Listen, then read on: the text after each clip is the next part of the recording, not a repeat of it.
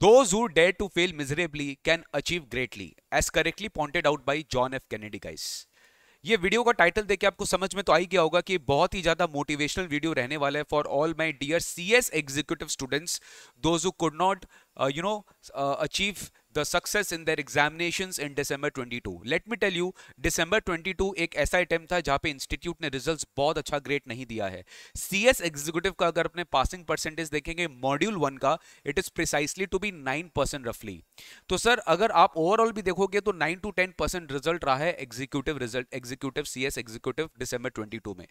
तो मैं इस वीडियो में आपको यही बोलने के लिए आया हूं बेटा कि it is just an exam, you just have to take an exam. बहुत सारे स्टूडेंट्स हैं जो फेल हुए हैं बिकॉज ऑफ वन पेपर में उनका 40 से बिलो आया या फिर एग्रीगेट में शॉर्ट हो गया है.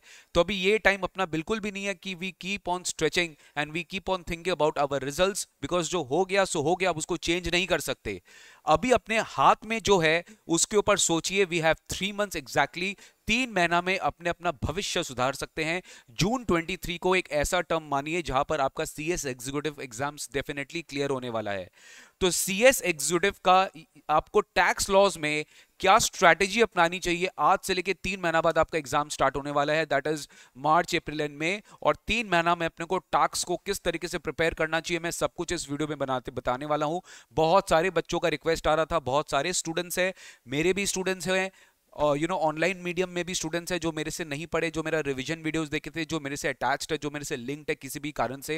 उन्होंने मेरे को बहुत सारा मैसेजेस किया है कि सर टैक्स में मेरा अच्छा नंबर नहीं आया, टैक्स में मैं बहुत अच्छा एक्सपेक्ट करके गया था, मेरा तो 70-75 प्लस एकदम श्योर था, मैं तो बहुत अच्छे से लिख कर एमसीक्यू क्वेश्चन होता है, एमसीक्यू मैं बहुत अच्छे से कर आया था, बट मेरे को मार्क्स 55 मिला, 60 मिला या एग्जामिशन नहीं मिला. तो काफ़ी सारे बच्चों का ये एक बहुत ही मन में ग्लानी है कि टैक्स में मेरा नंबर सर कम आया है, फिर टैक्स में मैं उतना एक्सपेक्ट कर रहा था उतना नहीं आया. जीआईजीएल का पेपर इस बार डिफिकल्ट आया ही था ओवरऑल, तो काफी सारे बच्चों का जीआईजीएल में कम मार्क्स आया. Company law and SBC was very good, was very average, but क्या हुआ, जीआईजीएल एंड टैक्स की वजह से कहीं ना कहीं उनका पेपर अटक गया मॉड्यूल 1 में जाके. तो डोंट वरी गाइस, पूरा गाइडेंस देने वाला हूं इस वीडियो में, लास्ट तक देखिएगा और चैनल को सब्सक्राइब करके रखिएगा, बेल आइकन बटन दबा के रखिएगा. राइट, अब मैं आपको सबसे पहले बता देता हूं कि सर ये चीज आप एकदम निष्फिक्र होके सुन लो कि आपके लिए ये 3 months बहुत ज्यादा इंपॉर्टेंट है. ये 3 months आपको ऐसा कुछ करना है जो शायद आपने पहले नहीं किया था. अब एक एक दिन आपके लिए बहुत ज्यादा रेलिवेंट होने वाला है, because if you waste your time definitely you are not ending up with anything. क्योंकि अब जितना भी आपके मन में पेन था, सोरोस थी और अंदर में आपको दुख है, वो प्लीज अब दुख को बुला दीजिए. अब करेंटली 3 महीना में आपको जून टर्म का एग्जामिनेशन के लिए अपियर करना है 3 महीना बाद. तो उसके लिए आपको क्या क्या स्टेप्स फॉलो करना है, what steps you have to follow to bounce back, especially in a subject like tax, मैं आपको पूरा फ्रेश बता रहा हूं कि फ्रेश कैसे सिट करना है. सबसे पहले तो I know it is very difficult कि आप वापस से वो पुराने पुराने बुक्स को देखोगे, जो बुक्स आपने मार्किंग्स की है, बहुत सारा चेंजेस किया है, बहुत सारा राइटिंग्स है, तो वापस वो पुराने बुक्स जब आप देखते हो ना तो आपके थॉट्स दिमाग में आ जाते हैं, पुराने पुराने थॉट्स आपके दिमाग में आ जाते हैं, और फिर आप थोड़े से वापस से डीमोटिवेट हो जाते हो कि यार मैं कहाँ फंस गया, मैं कैसे पढ़ूंगा. तो ये चीज से आपको बाहर उठना पड़ेगा and you have to understand कि भाई failures only are the stepping stone to success. और क्या फेलियर है, फेलियर आपका एक एग्जाम का फेलियर, कोई लाइफ का थोड़ी ना फेलियर हो गया. Come on bucket, it's just that you are taking one more attempt to pass the exam, that's it. मैं तो उसको फेलियर भी नहीं बोलूंगा, इसलिए मैंने वीडियो का टाइटल में फेलियर लिखा ही नहीं है.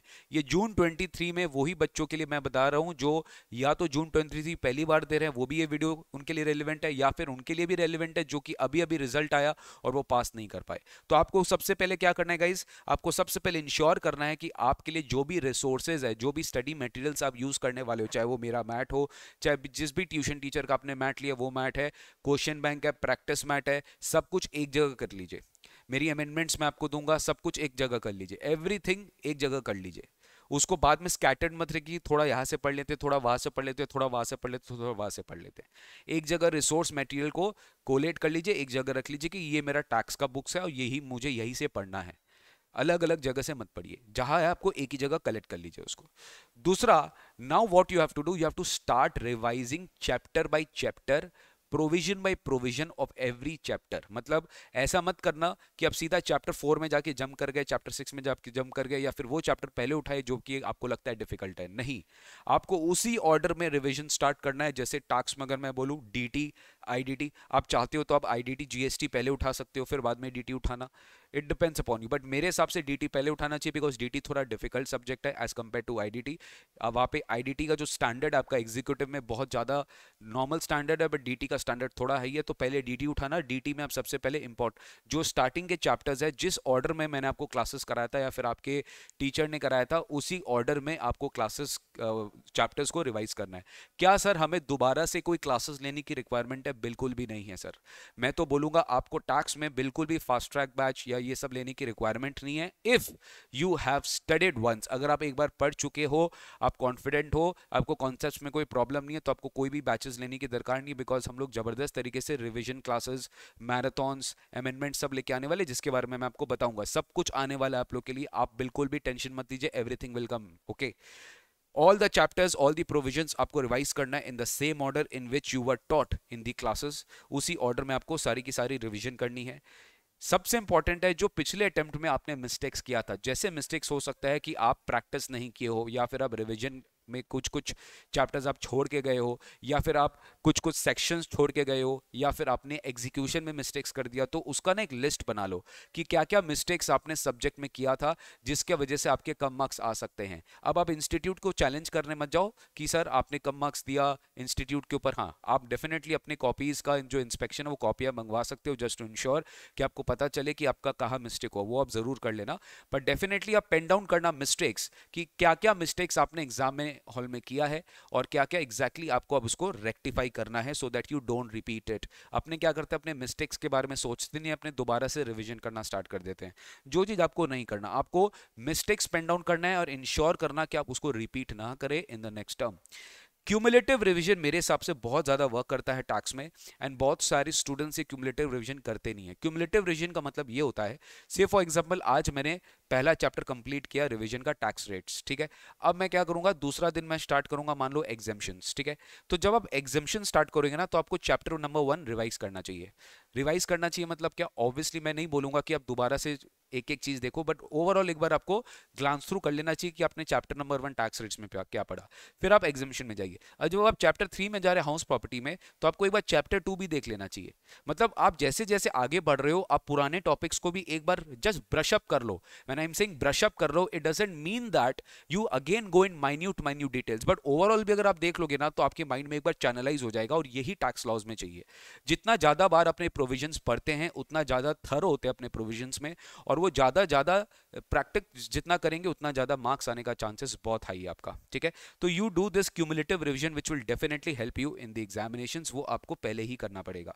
सर प्रैक्टिस इज समथिंग जो स्टूडेंट्स लैक करते हैं, उनको लगता है कि वो लोग प्रोविजन पढ़ लिए बट सीधा एग्जाम हॉल में कर लेंगे, जाके टिक लगा लेंगे, एमसीक्यू लगा लेंगे, which is very difficult. Let me tell you, MCQ paper एक ऐसा पेपर होता है जहां पे आपका या तो बहुत हाई मार्क्स आएगा या तो बहुत लो मार्क्स आएगा, क्योंकि बच्चे ये सोच के जाते हैं कि जिस ऑप्शन में वो टिक लगा रहे हैं वो सही है, वो उसको सही मान लेते हैं, बट एक्चुअली वो नहीं होता। There is some twist in that question जो आप पकड़ नहीं पाए होंगे, जो आप नहीं पकड़ पाए बट आपका टीचर पकड़ लिया। तो एमसीक्यू पेपर में क्या होता है ना, एमसीक्यू पेपर में definitely it's like a risk game. If you know you get it, if you don't know you don't get it. मतलब यहाँ पे आपका थ्योरी क्वेश्चन नहीं आता कि यहाँ पे आपको स्टेप मार्किंग मिल जाएगा, यहाँ पे कोई स्टेप मार्किंग आपको नहीं मिलता। प्लस आपका नेगेटिव मार्क भी होता है, सीएस एग्जीक्यूटिव में -0.25 आपका नेगेटिव हो जाएगा अगर आप ठीक से नहीं कर पाओगे। तो ये चीज आपको ध्यान रखना पड़ेगा कि भैया प्रैक्टिस क्वेश्चन हमको करना पड़ेगा हर एक चैप्टर के बाद में। ऐसा नहीं कि आप पूरा सिलेबस खत्म कर लिया, 4-5 चैप्टर कर लिए, उसके बाद आप प्रैक्टिस कर रहे हो। आपको प्रैक्टिस क्वेश्चन करना पड़ेगा after every chapter, and for that you need my tax saver book, which you know it is one of the best book I have ever prepared for my CS students. और बच्चों का मतलब जो जबरदस्त response आया है, सारे questions मेरे हैं, ये सारे के सारे क्वेश्चंस, और ये मेरे वेबसाइट में रेडीली अवेलेबल है, www.nikunjgoenka.com में जाके हमारा टैक्स सेवर बुक को आप परचेज भी कर सकते हैं। पूरा हार्ड कॉपी बुक आपके यहाँ डिलीवर कर दिया जाएगा। तो practice questions after every chapter, you have to do it anyhow. तो आप ये प्रैक्टिस क्वेश्चन करेंगे आफ्टर एवरी चैप्टर, तो यहाँ पे आपको क्या करना पड़ेगा, टैक्स सेवर बुक आपको प्रैक्टिस करना पड़ेगा, ठीक है। यहाँ पे आप हर एक चैप्टर से आपको जबरदस्त तरीके से क्वेश्चंस है, जो पास्ट टर्म पेपर्स है, इंस्टीट्यूट के matter, everything you will be getting sir, ठीक है। अब नेक्स्ट, ये चीज तो हम खुद स्टूडेंट्स को प्रमोट करते हैं, हम स्टूडेंट्स को बोलते हैं, रिक्वेस्ट करते हैं कि आप समरी नोट्स खुद से बनाइए। समरी नोट्स खुद से बनाने का मतलब ये नहीं है कि आप हर एक चैप्टर का समरी नोट्स बनाइए, कम से कम उस चैप्टर का समरी नोट्स बनाइए जो लेंदी है, जो बड़े हैं, जो एग्जाम के पहले थोड़ा सा टाइम लगेगा। से example PGBP, capital gains, TDS TCS, set off and carry forward of losses, right, return of income, ये सब चीज के अगर आपके समरी नोट्स पहले से बने हुए रहेंगे ना, तो एग्जाम के एक दिन पहले जो अल्टीमेट प्रेशर वाला पीरियड होता है, जहां पे स्टूडेंट्स के पास बिल्कुल भी टाइम नहीं होता कि मैं किस तरीके से प्रिपेयर करूं, वहां पे वो फंस जाते हैं। तो please make your summary notes for the day before the examination, this will definitely help a lot to revise you quickly, to revise the portions quickly. But don't worry, जब मैं आपके लिए रिविजन कराऊंगा तो डेफिनेटली मैं आपको summary notes दूंगा, but उससे भी ज्यादा इंपॉर्टेंट है कि आप खुद से इफेक्टिवली अपना समरी नोट्स बनाइए। If you can do it, that will be the best. Practice also illustrations from ICSI study mat. ICSI study mat आपको देखिए रेफर करना चाहिए, बिल्कुल रेफर करना चाहिए। That depends upon the time availability which you are having, but कम से कम minimum which I am asking from you is कि सर ये जो भी इलस्ट्रेशंस होते हैं ना इंस्टीट्यूट के मैट में, हर एक चैप्टर में इंस्टीट्यूट का मैट में इलस्ट्रेशंस होते हैं एमसीक्यू फॉर्मेट में, कम से कम उतना देख के जाइए। काफी बार इंस्टीट्यूट का स्टडी मैट से इलस्ट्रेशंस डायरेक्ट आपके पेपर में आ जाता है, तो इलस्ट्रेशंस देख के जाएंगे तो भी बहुत ज्यादा बेनिफिशियल होगा फ्रॉम एवरी चैप्टर। ये भी आपको चैप्टर वाइज ही करना चाहिए कि जैसे जैसे आपने चैप्टर कंप्लीट किया वैसे वैसे आपका आईसीएसआई का भी स्टडी मैट का कंप्लीट होते गया। बहुत सारे बच्चों को अमेंडमेंट से रिलेटेड डाउट है कि सर हमारा दिसंबर 22 में अटेम्प्ट था, अब जून 23 में हम एग्जाम देंगे, तो जब हम दिसंबर 22 में एग्जाम दिए थे तो उस समय हमने फाइनेंस एक्ट 21 पढ़ा था, अब आपके जून 23 एग्जाम के लिए फाइनेंस एक्ट 22 आ गया है। यस, तो आपको फाइनेंस एक्ट 22 का सारा अमेंडमेंट्स पढ़ना पड़ेगा। यस, जो भी आपके सिलेबस के लिए रेलिवेंट है ये आपको पढ़ना पड़ेगा। सर इसकी अमेंडमेंट क्लासेस कब होगी? वेरी सुन आपको लिए अमेंडमेंट क्लासेस कराई जाएगी। दूसरी, notifications and circulars. Sir amendments बहुत सारे हैं क्या? देखो यस, बहुत सारे अमेंडमेंट्स है, ज्यादा से ज्यादा नोटिफिकेशन एंड सर्कुलर्स बहुत है, बहुत सारे नोटिफिकेशन एंड सर्कुलर्स है। अगर मैं जीएसटी का बात करूं और इनकम टैक्स मिला के भैया है 100 पेजेस है, लगभग 100 पेजेस का आपका हो जाएगा, मतलब 80 to 100 पेजेस लगभग आपका अमेंडमेंट्स है। तो नोटिफिकेशंस एंड सर्कुलर्स जो होगा वो 1 जून से 30 नवंबर यानी 6 मंथ्स पहले का जो आपका नोटिफिकेशन सर्कुलर आता है वो भी इंस्टीट्यूट आपके एग्जाम के लिए एप्लीकेबल करता है। तो ये अमेंडमेंट क्लासेस हम आपको अलग से प्रोवाइड करेंगे, उसके लिए कोई टेंशन नहीं है। ये जो जून 23 टर्म के लिए आप लोग के लिए सीएस एग्जीक्यूटिव में होगा, ठीक है, ये आपकी अमेंडमेंट क्लासेस अलग से प्रोवाइड होगी। Finance act 22 and notification circulars ये आपके लिए अलग से होगा, इसका आपको टेंशन लेना नहीं है। सर इसके लिए क्या हम अपना रिवीजन लेट स्टार्ट करें क्या? बिल्कुल भी नहीं, अपना रिवीजन करते रहिए, ये अमेंडमेंट क्लासेस जब होगा आपको इन्फॉर्म कर दिया जाएगा। नेक्स्ट, सर आप हमारे लिए कुछ स्पेशल लेके आने वाली हो क्या एग्जाम्स के पहले? बिल्कुल लेके आने वालों, मैं हर टर्म लेकर आता हूँ, इस बार भी लेकर आऊंगा। अमेंडमेंट क्लासेस तो होगी, हर एक चैप्टर का रिवीजन होगा, हर एक चैप्टर का रिवीजन होगा मतलब हर एक चैप्टर आपको रिवाइज करवाया जाएगा जो भी आपके एग्जाम्स में आने वाले हैं। सारे के सारे चैप्टर्स का हम पूरा डिटेल्ड रिवीजन करेंगे और फ्री ऑफ कॉस्ट होगा, इसके लिए कोई चार्जेस नहीं लिया जाएगा। प्रैक्टिस क्लासेस अलग कराई जाएगी, जो भी प्रैक्टिस के लिए रेलिवेंट होता है, यानी जो आप लोग के एग्जाम्स में क्या होता है ना, दो चीज होता है, एक आप प्रोविजंस रिवाइज करते हो, एक आप प्रैक्टिस करते हो। तो प्रैक्टिस भी हम आप लोग के लिए करवाएंगे जहाँ पे सारी की सारी चैप्टर्स आप लोग के लिए उसमें जितने पॉसिबल क्वेश्चंस है वो आप लोग के लिए प्रैक्टिस करवाया जाएगा, so that you can increase the confidence. Practice से नॉर्मली क्या होता है, कॉन्फिडेंस इंक्रीज होता है।